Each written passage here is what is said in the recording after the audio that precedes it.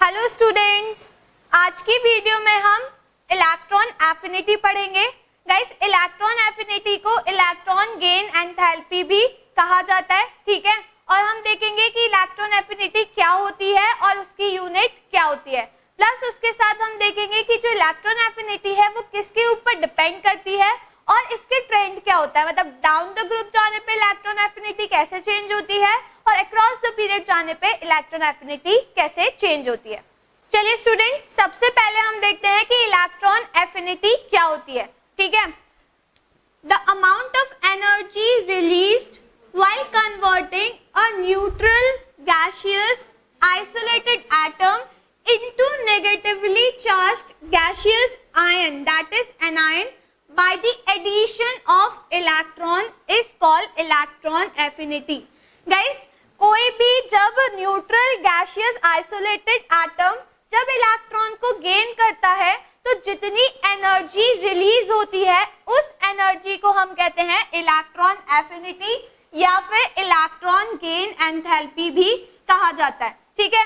Guys, कोई भी जब गैसियस आइसोलेटेड एटम इलेक्ट्रॉन को गेन करेगा तो वो नेगेटिवली चार्ज्ड आयन में कन्वर्ट हो जाएगा, ठीक है। तो जब वो नेगेटिवली चार्ज्ड आयन में कन्वर्ट हुआ तो जितनी एनर्जी रिलीज होती है उस एनर्जी को हम कहते हैं इलेक्ट्रॉन एफिनिटी, ठीक है। इसको हम एक एग्जांपल से समझते हैं। यहाँ पे हमने X कोई भी एक एलिमेंट ले लिया, ठीक है, जो किस स्टेट में है, गैसियस स्टेट में, ठीक है। अब क्या होगा, ये इलेक्ट्रॉन को क्या कर रहा है, गेन कर रहा है। तो इसने एक इलेक्ट्रॉन क्या कर लिया, गेन कर लिया। तो गाइस, जब इसने एक इलेक्ट्रॉन गेन करा तो ये किस में चेंज हो गया, एनाइन में चेंज हो गया। क्यों? क्योंकि इसके ऊपर नेगेटिव चार्ज आ गया। नेगेटिव चार्ज आने का मतलब ये एक आयन बन गया, दैट इज एनाइन, ठीक है, जो कि गैसियस स्टेट में है।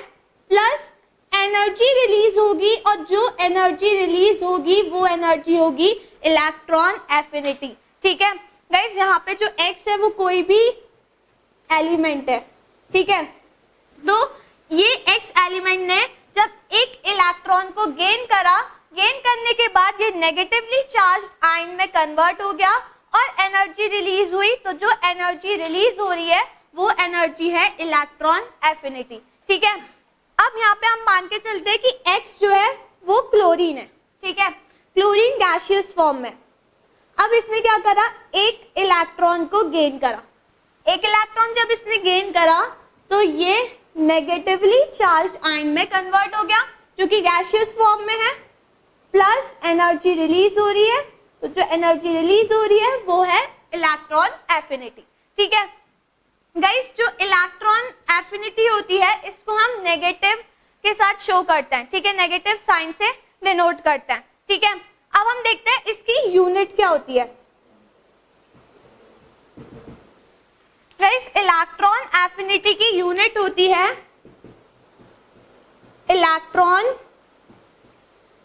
वोल्ट्स पर एटम या फिर किलो जूल पर मोल,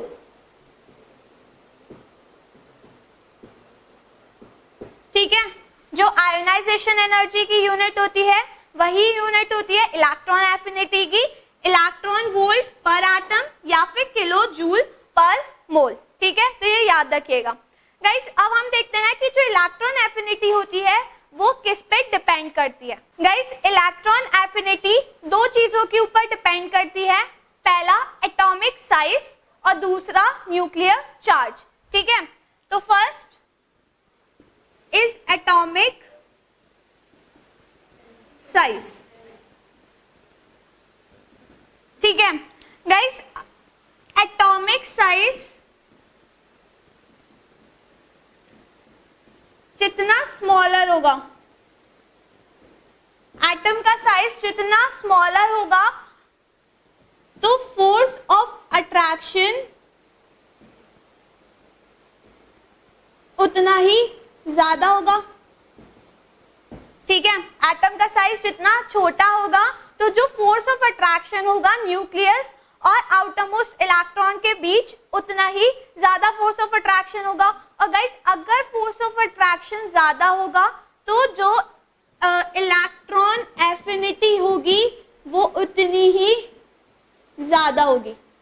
क्यों? क्योंकि जो इलेक्ट्रॉन है वो इजीली गेन हो जाएंगे और गेन होने पर ज्यादा से ज्यादा एनर्जी रिलीज होगी, तो इलेक्ट्रॉन एफिनिटी क्या होगी? ज्यादा होगी। तो याद रखिएगा एटम का साइज जितना स्मॉलर होगा इलेक्ट्रॉन एफिनिटी उतनी ही ज्यादा होगी। क्यों? क्योंकि फोर्स ऑफ अट्रैक्शन ज्यादा होगा। ठीक है। सेकेंड, ये डिपेंड करता है न्यूक्लियर चार्ज पर। ठीक है। तो गाइस न्यूक्लियर चार्ज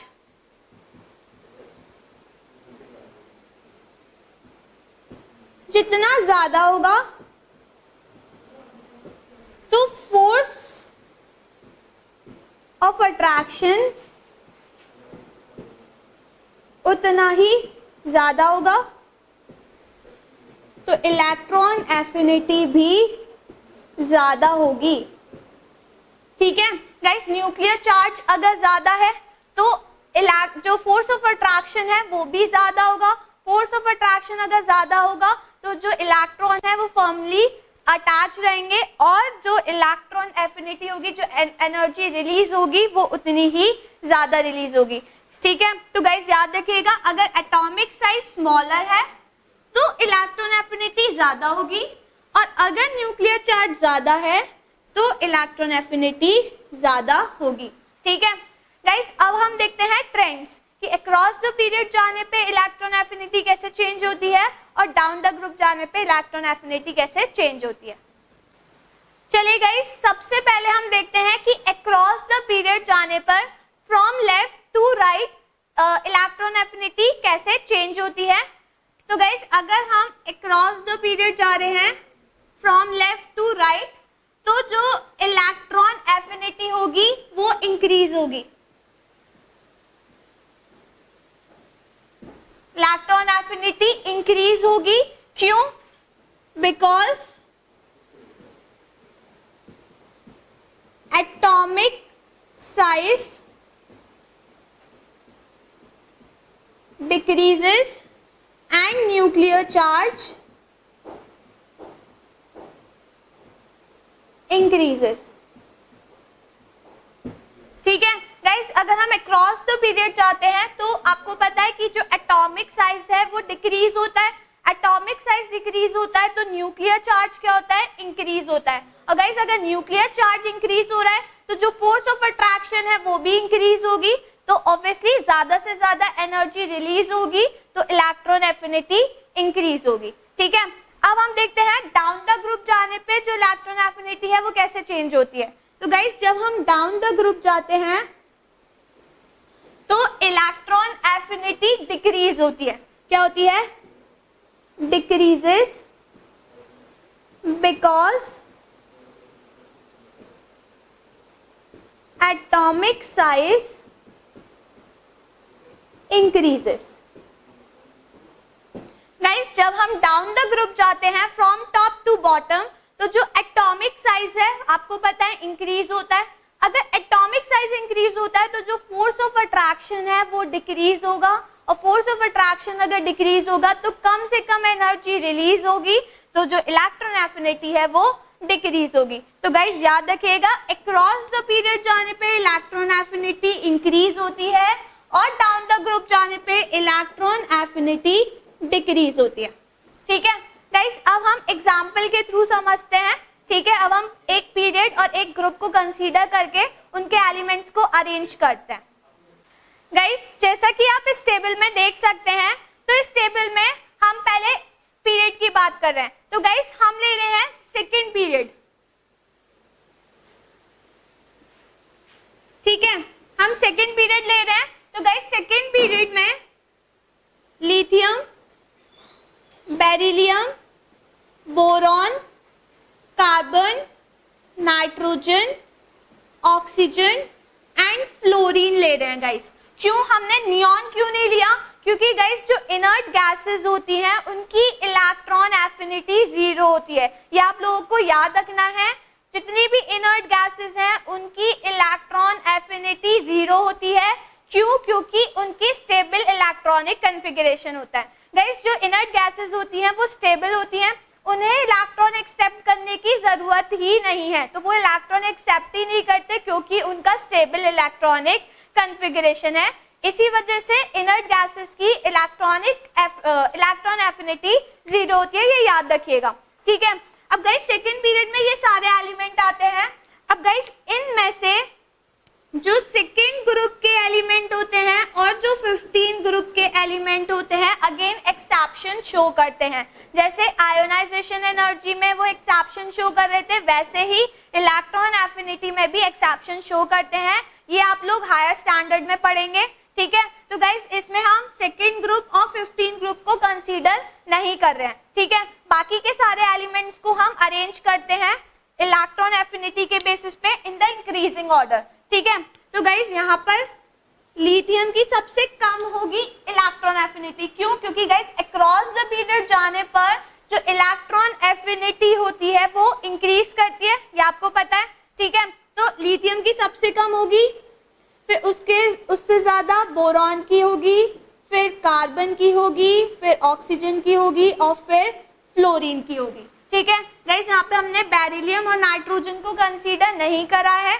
ठीक है, क्योंकि ये अगेन एक्सेप्शन शो करते हैं। जो आप लोग हायर स्टैंडर्ड में पढ़ेंगे तो सिर्फ जो आपको एलिमेंट देंगे यही एलिमेंट अरेंज करने को आपको दिए जाएंगे, ठीक है। तो यहाँ पे लिथियम की सबसे कम होगी और फ्लोरीन की सबसे ज्यादा होगी। क्यों? क्योंकि अक्रॉस द पीरियड जाने पे जो इलेक्ट्रॉन एफिनिटी होती है वो इंक्रीज करती है, ये याद रखिएगा। और इनर्ट गैसेस की जो इलेक्ट्रॉन एफिनिटी होती है वो 0 होती है क्योंकि उनका स्टेबल इलेक्ट्रॉनिक कॉन्फ़िगरेशन होता है, ठीक है। गाइस अब हम बात करते हैं डाउन द ग्रुप। तो अगेन हम फर्स्ट ग्रुप को कंसीडर करते हैं। तो गाइस फर्स्ट ग्रुप में एलिमेंट्स हैं हमारे lithium, sodium, potassium, rubidium and caesium, ठीक है। तो गाइस डाउन द ग्रुप जाने पे जो इलेक्ट्रॉन एफिनिटी होती है वो डिक्रीज करती है, ठीक है। तो गाइस यहाँ पे सबसे ज्यादा होगी लिथियम की, देन सोडियम की, देन पोटाशियम की, देन रुबिडियम की और देन सीजियम की, ठीक है। तो यहाँ पे सबसे ज्यादा जो इलेक्ट्रॉन एफिनिटी होगी वो लिथियम की होगी और सबसे कम किसकी होगी? सीजियम की होगी, ठीक है। तो ये याद रखिएगा गाइस। अब यहाँ पर एक एक्सेप्शन है, वो चीज आपको याद रखनी है गाइस। अगर हम 17 ग्रुप की बात करते हैं, ठीक है, कौन सा ग्रुप हम ले रहे हैं? 17 ग्रुप।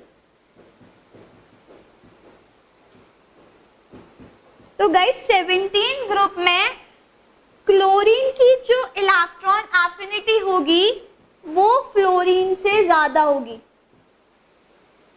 ये याद रखिएगा। क्लोरीन की जो इलेक्ट्रॉन एफिनिटी होगी वो फ्लोरीन से ज्यादा होगी।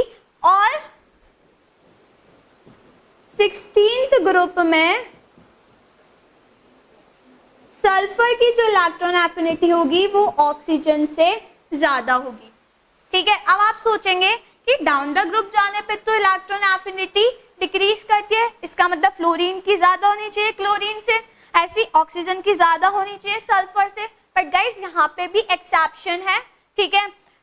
जो फ्लोरीन है और ऑक्सीजन है इसका साइज बहुत छोटा होता है। एक तो क्रॉस द पीरियड जाने पे साइज वैसे ही छोटा हो जाता है ना, और ग्रुप में भी ये सबसे ऊपर ही आते हैं। तो गाइस फ्लोरीन और ऑक्सीजन का जो साइज होता है वो बहुत ही ज्यादा छोटा होता है, जिसकी वजह से इनमें इंटर इलेक्ट्रॉनिक रिपल्शन होता है, ठीक है। मतलब जो इलेक्ट्रॉन्स प्रेजेंट है वो आपस में रिपल्शन शो करते हैं। तो गाइस रिपल्शन की वजह से जो फोर्स ऑफ अट्रैक्शन होता है वो कम हो जाता है। फोर्स ऑफ अट्रैक्शन अगर कम हो जाता है तो जो इलेक्ट्रॉन एफिनिटी होती है वो कम हो जाती है, ठीक है। तो गाइस इसी वजह से जो फ्लोरीन होता है इसकी इलेक्ट्रॉन एफिनिटी क्लोरीन से कम होती है और ऑक्सीजन की सल्फर से कम होती है। ये चीज आप याद रखिएगा, ये एक्सेप्शन है, ठीक है। तो ये आपको याद रखना है, ठीक है गाइस। तो गाइस ये हो गई इलेक्ट्रॉन एफिनिटी।